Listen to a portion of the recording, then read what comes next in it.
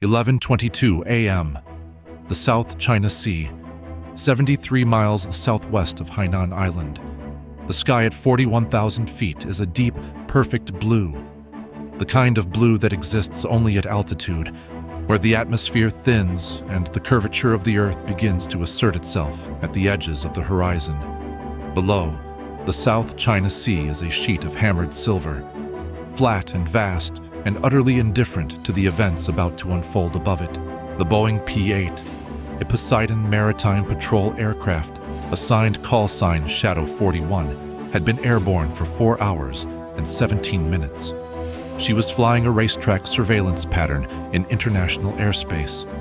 Her crew of 9 conducting routine signals, intelligence collection, and maritime surveillance of PLA Navy surface activity in the western South China Sea. This was not an unusual mission. The United States had been flying surveillance aircraft in international airspace over the South China Sea for decades. In accordance with established international law, in accordance with the UN Convention on the Law of the Sea, and in accordance with every legal framework governing the use of international airspace that the community of nations had constructed over the preceding century, Shadow 41 was in international airspace. She was not a threat. She was not armed. She was a surveillance platform doing exactly what surveillance platforms do: watching, listening, recording, and transmitting. She was also, at 11:22 a.m., about to be shot down in the operations room of the PLA Southern Theater Command Air Force at Lingshui Air Base on the southern coast of Hainan Island. A general had given an order that had been building for 3 months. Not an impulsive act, not a miscalculation, a deliberate strategic decision taken at the highest levels of the People's Liberation Army and approved by the Central Military Commission to demonstrate to the United States that China's claimed air defense identification zone over the South China Sea would be enforced with lethal force if necessary. The Americans had been ignoring China's warnings. They had been flying their surveillance missions with what Beijing characterized as arrogant disregard for Chinese sovereignty. The general in Lingshui had been authorized to make a point that could not be ignored. 2 J-16 fighters had been vectored onto Shadow 41 from a combat air patrol station 30 miles to the north. They had been tracking the P-8 on their fire control radars for 11 minutes. The P-8's electronic warfare suite had detected the fire control radar lock, and the crew had been transmitting on the emergency guard frequency and requesting the Chinese aircraft to stand down. The J-16 pilots had not responded. Their orders were already given. At 11:22 a.m., the lead J-16 fired a single PL-15 beyond visual range air-to-air missile at Shadow 41. The PL-15 is China's most capable long-range air-to-air missile, an active radar-guided weapon with a range estimated at over 200 kilometers, a dual-pulse motor that sustains speed throughout its flight envelope, and a proximity fuse warhead designed to detonate beside an aircraft and saturate it with fragmentation. The PL-15 reached Shadow 41 in 17 seconds. The detonation tore through the aircraft's port wing root and fuselage. Shadow 41 broke apart at 41,000 feet over international waters. All 9 members of her crew were killed instantly. The wreckage fell into the South China Sea, 73 miles southwest of Hainan Island. In Beijing, the Central Military Commission waited. They expected outrage. They expected emergency diplomatic communications. They expected precisely the kind of prolonged political and diplomatic crisis that would dominate the next 3 months and ultimately result in no material consequences. The pattern they had observed from every previous confrontation with American surveillance activities. They expected that the United States would bleat and protest and demand explanations and eventually accept a new status quo in which the South China Sea was understood to be Chinese airspace. They had made 5 catastrophic mistakes. First mistake: they had killed 9 American service members in a deliberate, premeditated act of lethal force against an unarmed surveillance aircraft in international airspace. This was not an incident. It was not a miscalculation. It was not an accidental engagement. The PLA's own communications traffic, collected by US signals intelligence satellites in the minutes surrounding the shootdown, made the deliberate, authorized nature of the act unambiguous. Within 40 minutes of Shadow 41's loss, the National Security Council had been convened. Within 90 minutes, the President of the United States had signed a finding. The finding did not authorize a diplomatic protest. It authorized a military response under Article 51 of the UN Charter, the right of self-defense, and under the War Powers Resolution. The response was proportionate to the act. The act had been the deliberate murder of 9 American military personnel. The response would be designed accordingly. Second mistake. The J-16S had been tracked from the moment they left Lingshui. A US signals intelligence satellite had registered the Lingshui Air Base scramble order at 11:03 a.m., 19 minutes before the shootdown. A second satellite had tracked the J-16S radar emissions as they flew their intercept vector. USS Ronald Reagan, operating 230 miles southeast of Hainan, had received the intercept track data and had immediately launched 2 F-35C Lightning IIs to provide close escort to Shadow 41. The F-35Cs had been airborne for 11 minutes and were closing the distance at maximum speed when the PL-15 was fired. They did not reach Shadow 41 in time to prevent the shootdown. They arrived on station over the debris field 4 minutes after the impact. They were now holding position at 41,000 feet over the South China Sea. Their sensors recording everything.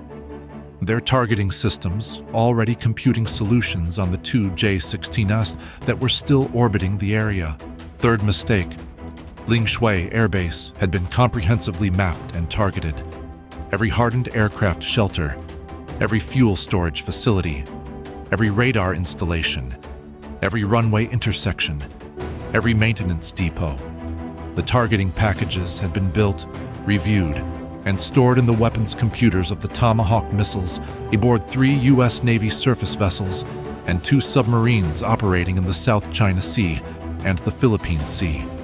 They had been updated within the previous 72 hours as part of routine contingency planning maintenance. The moment the execute order was given, those targeting packages required no additional preparation. They were already loaded. They were already assigned. They needed only a code word. Fourth mistake. The PLA Air Force's air defense network in the South China Sea region. The integrated air defense system of radar sites, surface-to-air missile batteries, and fighter interceptor bases that covered the Paracel Islands, the Spratly Islands, and the sea lanes between them, had been comprehensively surveilled and electronically mapped over the preceding 19 months by exactly the kind of surveillance missions that China had been trying to deter. Every radar frequency, every missile battery location, every communications node. The system that Beijing had built to defend its claimed air defense identification zone had been studied with such thoroughness that US strike planners knew where every gap was, where every seam was, and precisely which targets needed to be struck first. In what sequence, to collapse the entire network's coherence within minutes of the first weapon impact. Fifth mistake.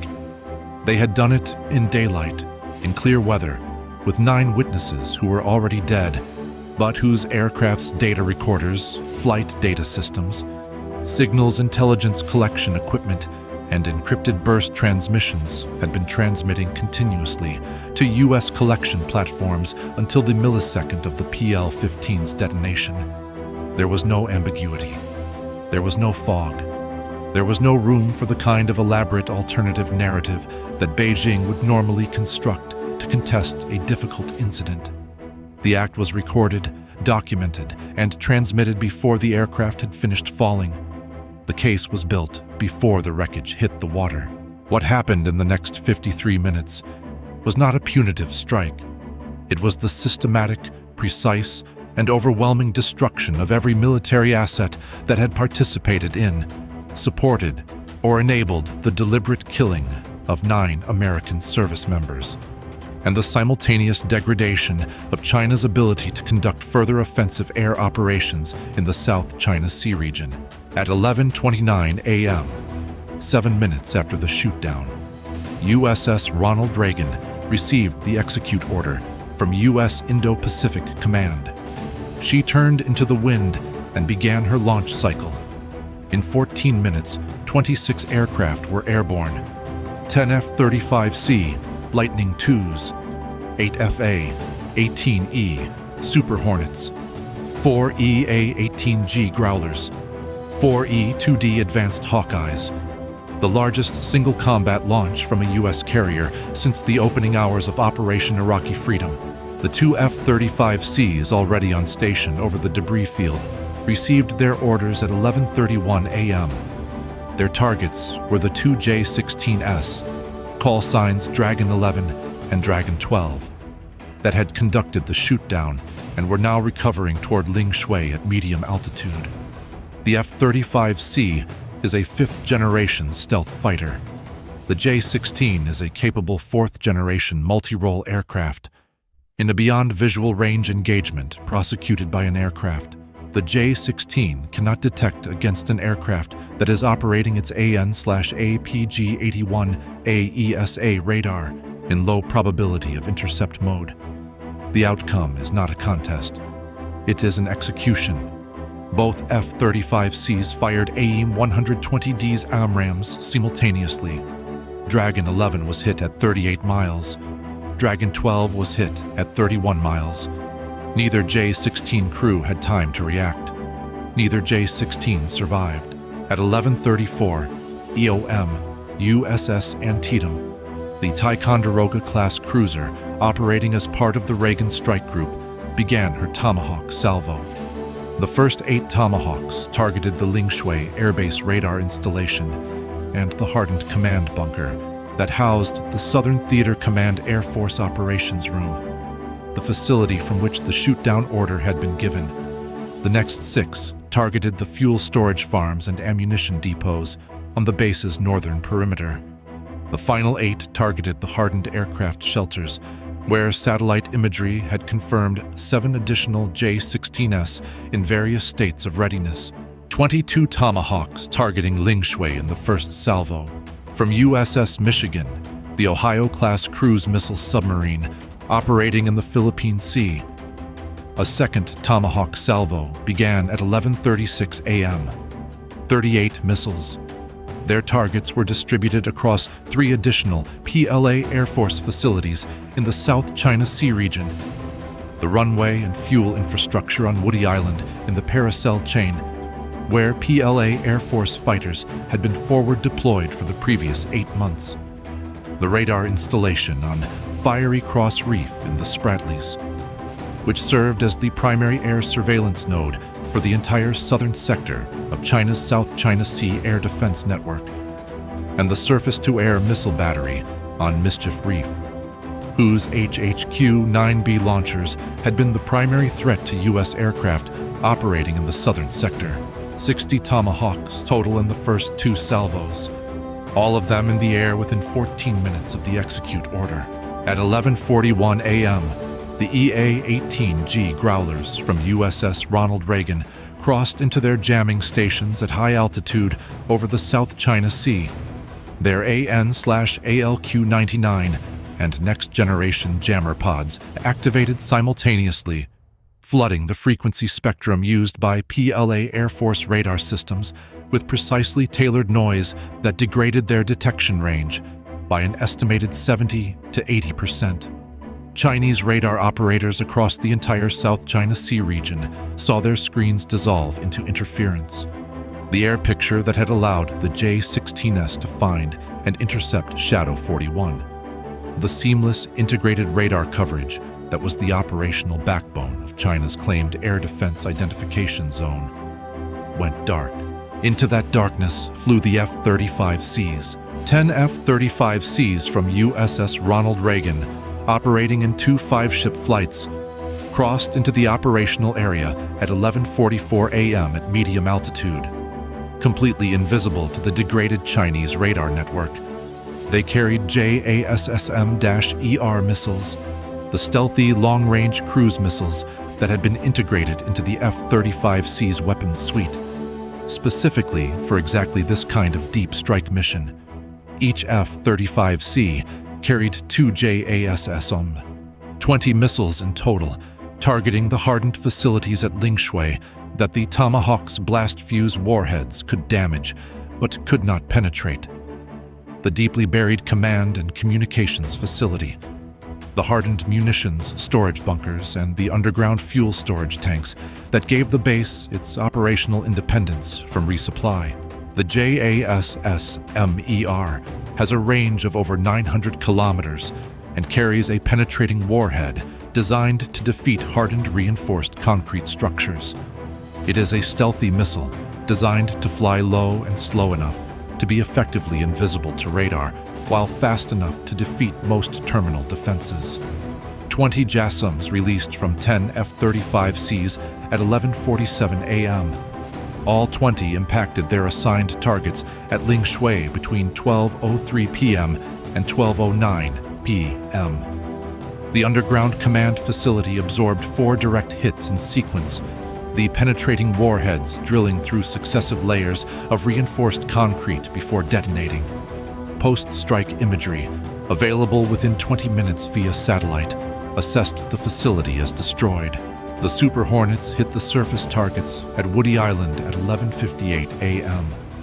The runway had already been struck by 2 Tomahawks, both impacting the runway surface at the intersection points that maximized cratering and made immediate repair operations impossible. The Super Hornets' JDAMs targeted the aircraft shelters, the radar tower, and the logistics facilities. 3 PLA Air Force J-10C fighters that had been scrambled from Woody Island in response to the initial Tomahawk strikes were engaged by F-35Cs at beyond visual range. All 3 were destroyed before they reached their combat air patrol stations. Their pilots ejected successfully, a fact that the United States military acknowledged publicly and that served to underscore the precision and deliberateness of the American response. This was not indiscriminate retaliation. It was targeted, proportionate, and exactly calibrated. At 12:06 p.m., 44 minutes after the shootdown of Shadow 41, the surface-to-air missile battery on Mischief Reef was destroyed by a Tomahawk salvo. The HHQ-9B launchers, the fire control radar, and the crew facilities were all struck simultaneously. The battery ceased to exist as an operational system. At 12:15 p.m., 53 minutes after the shootdown, the Fiery Cross Reef radar installation was struck by the final 6 Tomahawks from USS Michigan's salvo. The Type 346B phased array radar that had served as the primary sensor node for the southern South China Sea Air Defense Network was destroyed. Its supporting communications facility was destroyed. Its crew shelter was destroyed. The island remained, you cannot sink a reef, but the military facility on it ceased to function. The full accounting, compiled by U.S. Indo-Pacific Command by 2 p.m. the same day. 9 American service members killed by deliberate PLA Air Force action. Their sacrifice the cause and the justification for everything that followed. Both J-16s that conducted the shootdown destroyed. Lingshui Air Base primary radar installation destroyed. Command and communications facility destroyed. Hardened aircraft shelters struck. Fuel and ammunition depots destroyed. Runway cratered at 3 points. Base assessed as non-operational for a minimum of 6 to 8 weeks. Woody Island runway rendered non-operational. Aircraft shelters destroyed. 3 J-10C fighters destroyed in air engagement. Fiery Cross Reef radar installation destroyed. Mischief Reef surface-to-air missile battery destroyed. Estimated PLA personnel killed across all targets. 106. 0 U.S. aircraft lost. 0 U.S. naval vessels damaged. 0 additional U.S. casualties. In Beijing, the Central Military Commission that had authorized the shootdown of Shadow 41 convened an emergency session. The scenario they had anticipated, outrage, protests, diplomatic notes, a drawn-out political process that would end in American acceptance of a new reality, had not materialized. What had materialized in 53 minutes was the destruction of the primary facilities from which China had been projecting air power across the South China Sea, the elimination of the air defense network's central radar node, and the destruction of its forward SAM battery, all of it achieved before Beijing had finished composing its first public statement, all of it achieved with 0 U.S. casualties, and all of it documented in satellite imagery and combat video that was simultaneously transmitted to every ally government, every UN Security Council member, and every major international media organization. The message required no diplomatic translation. It was written in the operational record and in the post-strike satellite imagery that showed Lingshui Air Base with its runways cratered and its command facilities smoking. It was written in the fact that the United States had moved from loss to comprehensive military response in less than an hour. Not because of hasty anger, but because the plans had been made, the assets had been positioned, and the legal authorities had been obtained for exactly this contingency. The deliberateness of the American response matched the deliberateness of the Chinese act that triggered it, and the disparity in outcomes. 9 Americans killed, 106 Chinese killed, 0 U.S. losses in the response, comprehensive destruction of China's South China Sea air power infrastructure, communicated a single strategic reality with unmistakable clarity. Shooting down an American aircraft does not go unanswered. It never has. And in the age of F-35Cs and Seawolf-class submarines and Ohio-class cruise missile boats running silent in international waters, the answer arrives before the shooter has finished celebrating. USS Ronald Reagan recovered her last aircraft at 1:47 p.m. The flight deck crew refueled and rearmed in practiced silence. The E-2Ds went back into their orbit. The F-35Cs cycled through maintenance. The watch changed at 2 p.m. The South China Sea spread out to every horizon, its silver surface undisturbed by anything except the bow wave of a carrier that had not altered her operational schedule by a single hour. Somewhere beneath the water, USS Michigan had already reloaded 3 of her Tomahawk tubes and resumed her patrol. USS Connecticut was holding station in the deep water south of Hainan, quiet and patient and ready. The EA-18G Growlers that had silenced China's radar network were back aboard the carrier, their crews in the debrief room, going through the tape. The South China Sea was still the South China Sea. International waters, international airspace, the domain of free nations and free navigation and the rule of international law.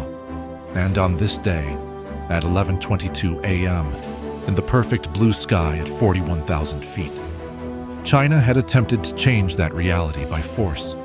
By 12:15 p.m., 53 minutes later, the United States had demonstrated that the attempt had failed, that the cost of making it had been severe, and that the airspace above the South China Sea would remain what it had always been, free. 9 names. 9 American service members who flew a surveillance mission in international airspace and did not come home. Their names would be read at a memorial service at Kadena Air Base 6 days later, in the presence of the full air wing of USS Ronald Reagan and the commanders of every U.S. military installation in the Pacific. The admiral who spoke at that service said what needed to be said in a single sentence. He said that those 9 did not die in vain, because the United States of America does not let its people die in vain. He was right, and 53 minutes of American military precision had proven it. This is what happens when you shoot down an American aircraft in international airspace. You do not get away with it. You do not get a diplomatic crisis that drags on for months and ends in tacit acceptance. You get F-35Cs on your J-16s before they reach their home base. You get Tomahawks on your radar installation before you have finished filing your after-action report. You get 60 cruise missiles and 20 JASSMs dismantling every facility that made the attack possible, delivered with such speed and precision that the response is complete before your leadership has agreed on what to say to the outside world. You get a carrier strike group that turns into the wind and launches 26 aircraft in 14 minutes. Because that is what carrier strike groups do. Because that is what they were built for. And because the crews aboard them train for exactly this moment every single day of every single deployment. The sky above the South China Sea is international airspace. It always has been. And on this morning, under a perfect blue sky at 41,000 feet, the United States Air Force and United States Navy proved, at terrible cost and with total effectiveness, that this fact is not subject to revision.